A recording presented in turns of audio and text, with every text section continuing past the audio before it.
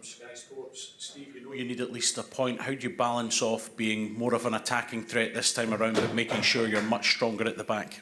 No, I think to go into the game and think you only need a point is dangerous. We go there to win. We go there to be as positive as we can, and then we see where that takes us. Like I said, it's more about making sure we perform as well as we can play, and if we do that, then I'm pretty confident we'll get something from the game. Hello, Connie McLaughlin, ITV. Hello, Connie. Hello. You were really honest with us a couple of days ago just about your own reflections. You've had a couple more days to think about it. What do you think you've learned about you and yourself as a coach, Steve, in the last few days that maybe you didn't know before? Just thinking about my team, really, what I can do to help them. Any personal reflections I'll do after the tournament. Anyone else? Keith Jackson. Thank you. Keith Jackson, Daily Record. Steve, do you get the impression from the chats that you've had and you know, being around the players over the last 24 hours in particular, that they're itching to go, that you know, they're bursting to get back out and try and put a few things right? Obviously, they want to go back to the pitch and play better. So I think that's pretty standard when you play so poorly and you let yourself down. You want to go out and make amends. So that's where their mentality is. Robert. Hi, Steve. Robert Gray from The Sun. I'm just wondering, do you rate this as the biggest game you've had as Scotland manager? I think I've always said before, that's for the end of my career. I'll decide when I'm finished whether it's the biggest game or the biggest game ever in my career. So it's not really a question that I've ever answered before, and I'm not going to start now.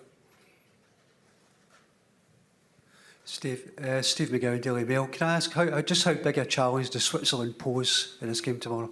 Yeah, big challenge. Good team. They have a lot of good players, very strong through the spine of the team, defend well, don't give too much away, and good pace up front. So we expect a difficult night. Any questions from the Swiss media at all, please? This gentleman here, please.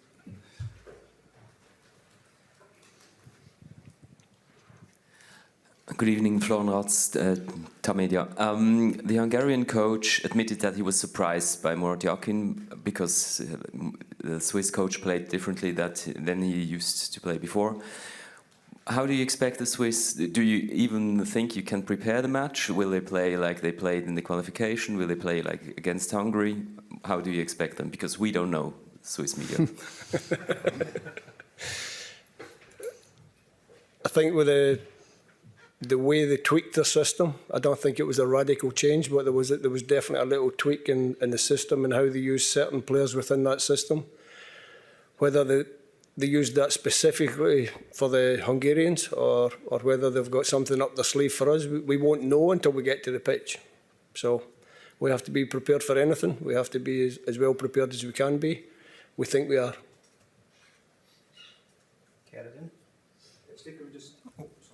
Can we just check your team news, who's fit, who's not, and also can we expect changes tomorrow? I know you're not going to give me your team, much as I would love you to, but can we expect changes tomorrow in personnel? Everyone fit and available.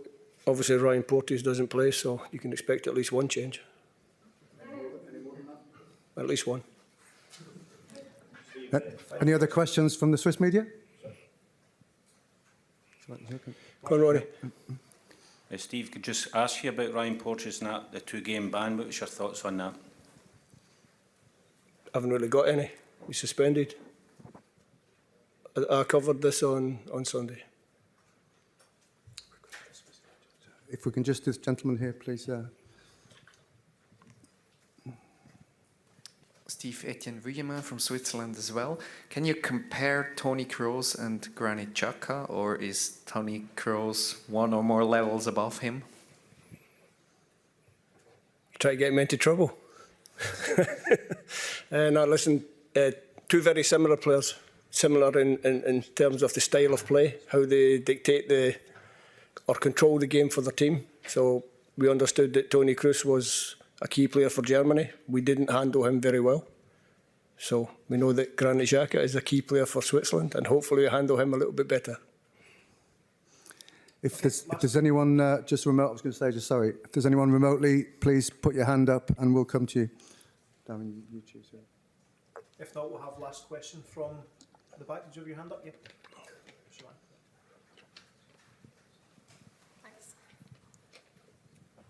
Hi Steve, Hi. Shaban here from TalkSport. Just very quickly, how important is it for the players to channel their emotions properly tomorrow, and is that something that you've worked on this week in training? If so, how did you work on that? No, I think it's always important for players to keep their emotions in check, to understand what we need to get from the game, to understand how we have to approach the game. We didn't start very well at all in Germany, so after 7 minutes we're chasing the game. After 20 minutes it's looking like a long night. So we have to make sure we start well, do better, and make sure we get a good foothold in the game right from the start. Okay, we'll leave it there. Thanks very much, Steve, Thank you. Darren. Thank you.